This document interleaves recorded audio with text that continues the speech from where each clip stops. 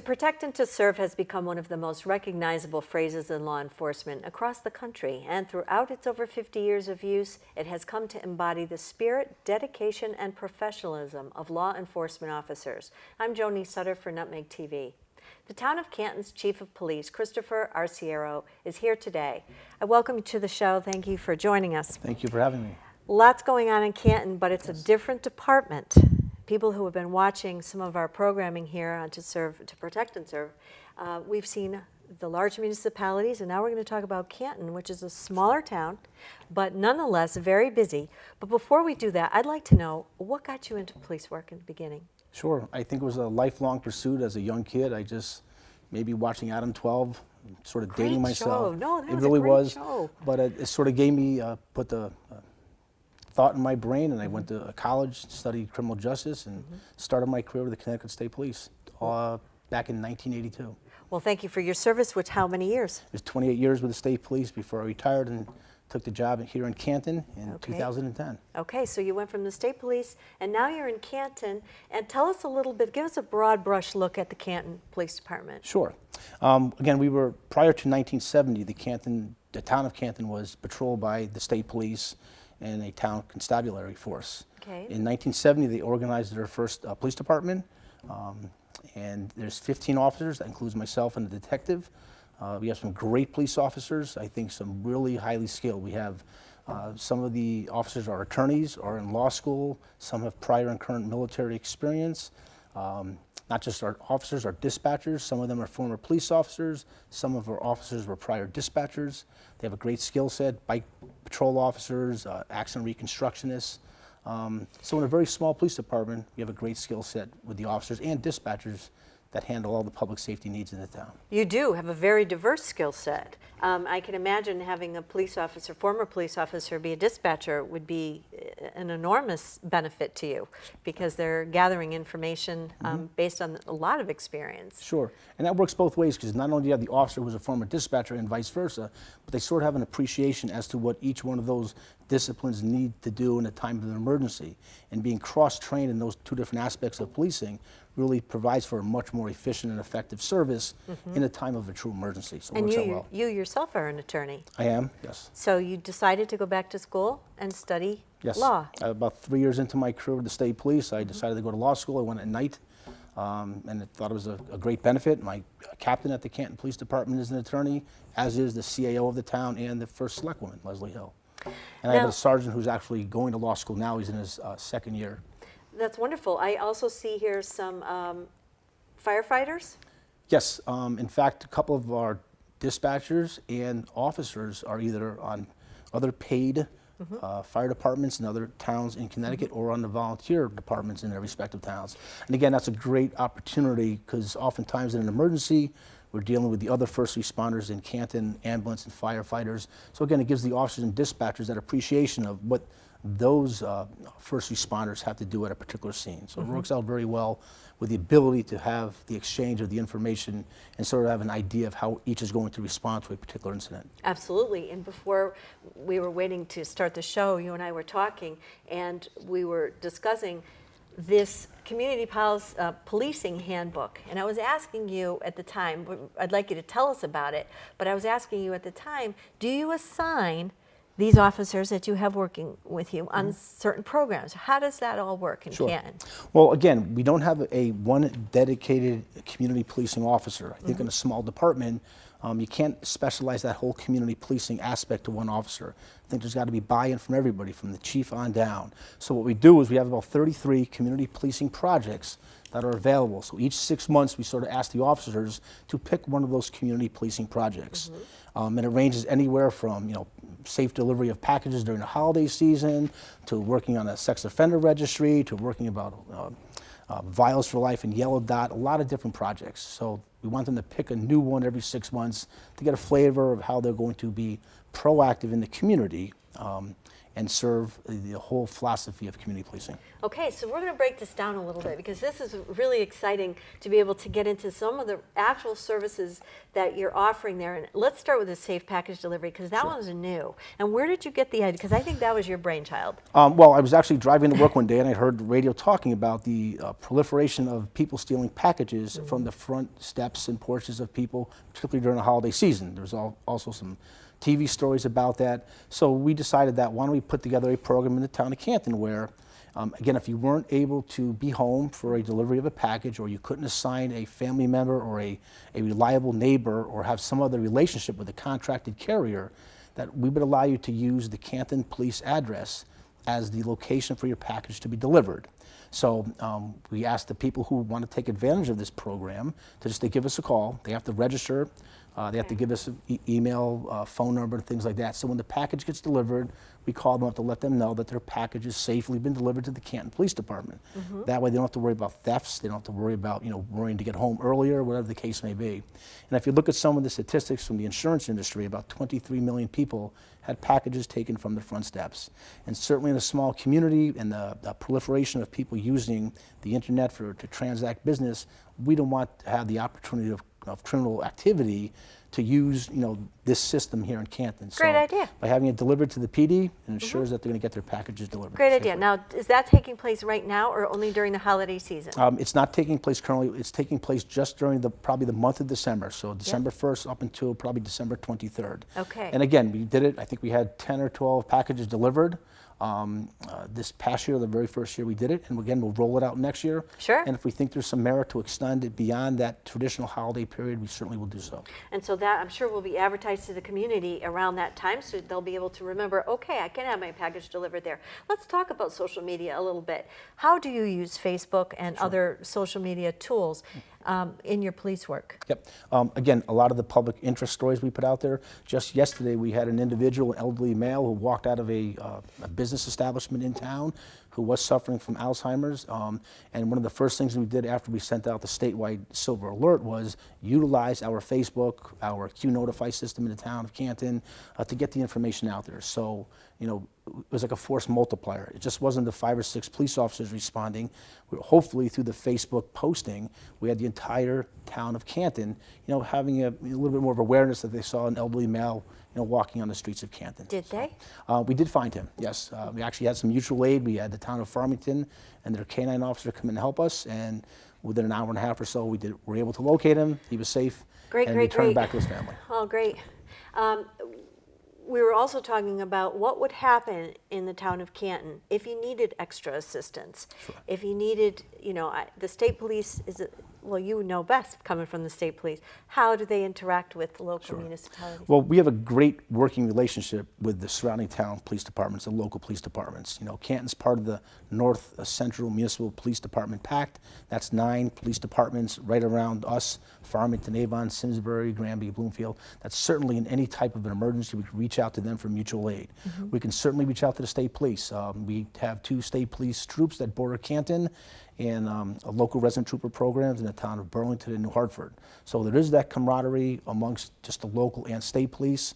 I certainly have a lot of prior contacts with the state police, so to the extent we needed a specialized unit from the state police or from another local police department, we'd have the ability to do so. And I certainly can, first off, rely on the existing Canton police officers. We can extend their shifts, call them in early, get the detective back to the department, and the captains trained in major crime investigations. So we have a pretty decent group just in Canton to handle a lot of the things that we're confronted with.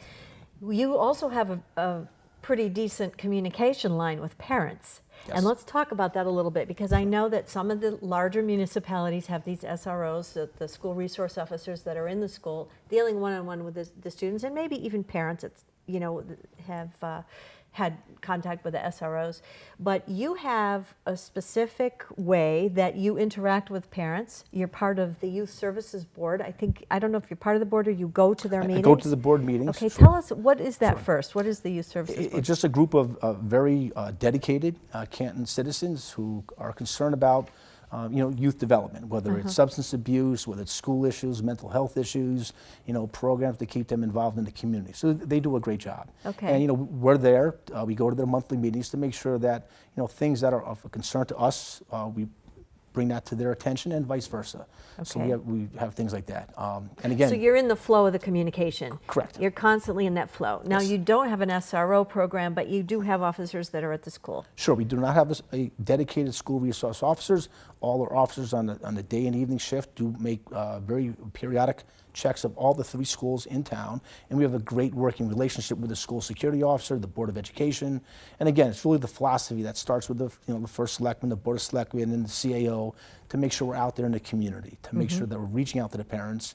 And for instance, like a party, for instance. Yeah, how does that work? The last 2 awareness parties that we were made aware of were an anonymous call coming to us saying, hey, this weekend is going to be a party. See, I would never think that the police department would get a heads up about a party. And that's the beauty of a town like Canton, who have everybody sort of engaged in the well-being of this town. So Okay. rather than us reacting and going out to the party at 11 o'clock, 12 o'clock at night with all the inherent concerns about the kids running away into the woods, getting in cars, we were able to go to the parents' house the day before the party, let them know the information that we heard. So we sort of prevented it from happening in the first place. Did they know? And I think one sort of had an inkling something was up, one did not. But again, the beauty of it is that it allows us to prevent it from occurring in the first place.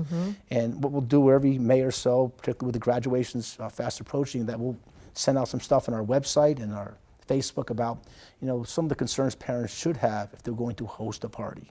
Right.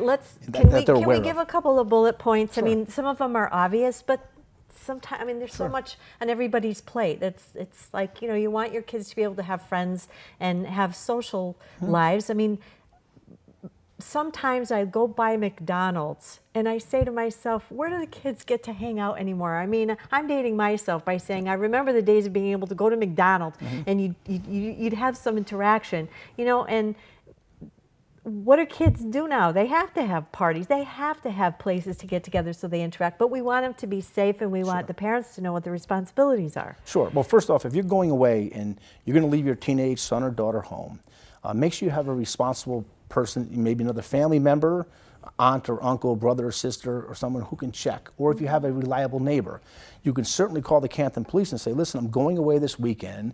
My teenage son or daughter is going to stay home. Would you conduct a patrol check? We'd be glad to do that. Not an issue. Now, if you're going to be home and host a party, have ground rules. What are Certainly those? do not supply liquor. We hear the old, well, listen, I'm taking all their car keys, I'll make sure no one drives. That is not fail-safe. If something's going to happen, just don't allow, You're not introduce supposed to. alcohol. Yeah, you're not supposed to. It's against the law, right? Absolutely. Do not Okay. introduce alcohol to the system. Again, make sure there's a finite time when the party's going to end. Don't leave it as an open-ended invitation list. Okay. And sort of know the parameters. And again, be involved in that party. Don't let them be downstairs in the basement of a 3-story house or whatever. Make sure you're there to engage with the kids that show up for the party. Okay, and I guess know who's coming. Absolutely. Because have a list of if people. there's a broad, hey, there's a party, people are coming to the party that your son or daughter may not even know. Sure. And they may be from out of town, and they may be bringing trouble with them. The kids use the social media to sort of advertise these Oh. parties, particularly if no parents are going to be home. And that just exacerbates the problem. Sure. So again, Sure. keep a very finite list of people who are invited. And if you're not going to be around, certainly let us know. We'll be Does the glad to Youth do a patrol Services check. Bureau talk about where, Yes. social activities for kids? Canton has a great program. It's called The Cave. It's a youth center in town that's open every Friday night. It has a wide array of games, food, and activities for the kids on a Friday night to partake in. Okay. So they certainly have taken, I think, a phenomenal step to resurrect this cave. It was sort of open many years ago. They brought it back to life a few years ago. Okay, and of course the schools get involved in Sure, that too. yep, and that's a great program. And again, anything, diversions you have to keep the kids occupied and busy is a It's wonderful good. thing. So let's go to the other end of the spectrum now and talk about the triad a little bit. And, Sure. and what's the Yellow Dot program? Okay.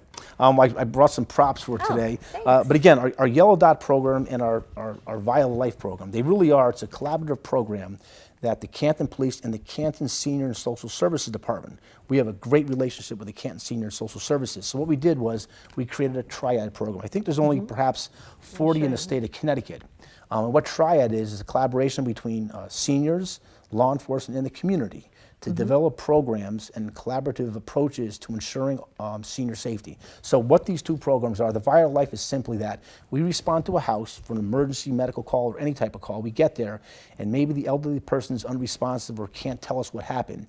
We see the Vital for Life thing on the refrigerator. That tells us to go into the refrigerator, and inside the refrigerator, there's going to be a vial, and basically in the vial is going to be a whole host of all the medications, or the illnesses, or the concerns that senior citizen may have. What a great idea. And it's Canton only the one doing no, it? there are others, probably 40 towns that partake in this Vital for Life, or a triad program, excuse me. But really what it does is it sort of assists in the life-saving measures that either the Canton officers can provide or the responding ambulance service. So this is like a round, It's I wanna say magnetized, magnet, okay. yes, and it goes on the refrigerator, and it then tells that's the officer inside? to look in the officer. Yes. Now all the yellow dot program is the mobile version. So if the senior was in the car and he happened to be he or she involved in an accident, couldn't tell the responding officer if there were some medical concerns, whatever, the officer saw this affixed to the rear window of the vehicle, they would know to go into the glove box, and that same vial of life information would be contained in the glove box, and it certainly would be very beneficial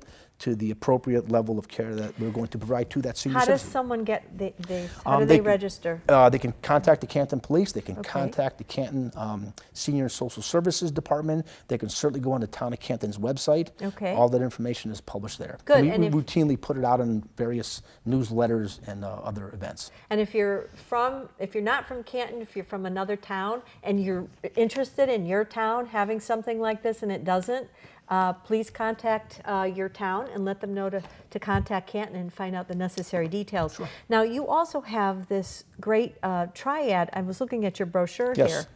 Tell us about that. Again, this is sort of the just the information that we do provide about the overall aspect of the triad program. The yellow dot and the Vital for Life are just two small parts of it. We have all sorts of programs that we run with our social services department and the Canton Police Department, whether it's safe driving tips for seniors, the Alzheimer registry, all those other senior beneficial type of safety programs. Don't send large sums, don't even carry large sums of cash. Correct. Those kinds of things. So these are really, they're bullet pointed, they're very easy to understand and read, and the triad departments are very active because somebody may have a situation and they're not quite sure. Is this something I should be concerned with? Tell somebody, ask somebody. Don't handle it by yourself. Absolutely. There's no need to do that. And we also have the the Good Morning Canton. If you have an elderly, What is that? If you have an elderly grandparent who lives in Canton and you're concerned about their well-being, we have a program at the Canton Police Department where every morning we'll make a call out to that residence just to say, good morning, it's the Canton Police Department. And Are you kidding me? And the elderly person at the other end will tell us, thank you for calling, everything's great, have a good day. Again, if we don't get a proper response, we'll either contact our Senior and Social Services Department or we'll send an officer out to check on the well-being. It's amazing. This is a wonderful program. You are so involved with your community. Well, and it's not just me. It's really it's the whole mindset of the town of Canton. This is wonderful. That to protect everybody. We have a great group called the Focus on Canton. That's sort of the umbrella of a lot of other great programs. And this is just our small part, our small involvement to make sure that our seniors are protected. Who came up with Good Morning Canton? Was the police department No, part of I think that? other departments have that in the state, Yeah? and even across the nation. There are some Right. departments that have this, and it sort of does particularly work well with a small department. We don't have we have 10,000 people, so we can certainly handle those people who choose to put their names into this Good Morning Canton program. And let's talk about the vice versa. We talked to Berlin and we learned about if you haven't seen the Berlin show, we learned about the special needs registry. Sure. And you heard about that and you said, what a great idea. Let me look into it more. And Yep. I watched the program on Nutmeg TV. I saw the Berlin chief and detective talk about it. I called him up the next day. He was gracious enough. He sent me all the particulars about his special needs program. So we did a mock-up for the town of Canton. We ran it by our triad group, our Senior and Social Services group, and we now have a brochure that we're going to introduce at various town events to have people first off, to inform them about this special needs registry. So again, in the event of a horrible catastrophe or weather-related event, and we need to know if someone's wheelchair bound or needs oxygen, things like that, we can sort of address our response to those special needs population within the town of Canton. Right. In addition to being the chief of police, I'm also the emergency management director. So I have to that sort of plays into that role with the emergency management program. okay, before we go on to that, if the special needs registry is you just simply register, it's very simple to do. You just give a little bit of information, and what it means is that the officers know ahead of time if they're, before going to the address, if they see that address, they may notice that someone's in a wheelchair. Someone may have difficulty getting to the door. So they're going to take extra precaution and know that you're there. Very important program. What is the emergency? Sure. The emergency management director position sort of just oversees all the emergency planning for the particular town. And that runs the gamut from, storms, active shooter type scenarios, Workplace violence? mass evacuation, workplace violence. So we have all those as part of our town's emergency operations plan. We also in the town of Canton have a CERT program. Now CERT stands for the Community Emergency Response Team, and the acronym is CERT. And we have currently 25 people in our CERT program. Again, myself and the Director of Senior Social Services oversee this CERT program. We have another 25 in our third class that's undergoing training right now, and they'll graduate at the end of March. And really what the CERT team is, it's a force multiplier. It sort of assists and bolsters the traditional first responders. So what kind of things would they do? Because I've looked into that in my town, and I'm not sure if it's something that I want to do yet. So what kind of things would a volunteer, because it's a volunteer system, what would they do? Well, they're wonderful. First off, they are all volunteers, so they're worth their weight in gold in that respect. So we started looking at 3 prongs in the town of Canton. The first one is they're going to be part of our public outreach and communication ability to get information about how to prepare for emergencies. So CERT's at a lot of town events, handing out information, doing training programs for other members of the community. That's number one. Number two, they do traffic management. We have a large marathon coming into town in Canton the first time ever in May. CERT will be part of the operations plan with the Canton Police Department and other members of the event organizers to sort of help out with the management of the pedestrian and traffic flow. And then we also going to use them for family reunification issues. Let's say if there's a big event in town and we got to get the parents and the kids back unified, we'll use our CERT team members. And they'll also be part of our emergency operations center. Again, there'll be that force multiplier, that support, so the traditional first responders can actually be out doing some hands-on stuff, but there's an awful lot that goes on behind the scenes, and the CERT team is going to be a viable part of that overall town response to an emergency. So the community really is very integral with the Canton Police Department and how you get your jobs done. Yeah. From information, communications coming in, like we talked about with the parties, the Facebook, the youth services, the triad. You're really doing a lot, an awful lot with 15 officers. Canton is very lucky, I think, to have you there. And it's not all me. It's a great group of people, from the governmental officials to just the community-based organizations. But again, it's really, they all work together. No one thinks that they have to, take control. They all know that they're a small part of a much bigger picture, which makes Canton a very safe town. It's a great town to raise your family in. It's a great town. It's a very eclectic town. Yes. It's a wonderful town, and you have a huge shopping. With the shoppies, I call them the shoppies, the shops there in Canton. Wonderful. You get a lot of people from other communities coming in to shop there. And but they are lucky to have you. You bring a wealth of knowledge and experience to lead from the top and make sure that everything is cohesively working well. So I want to thank you so much for being with us. Our time is up today. And so on behalf of Nutmeg TV, I want to thank you for watching. Until next time, I'm Joni Sutter. Bye-bye.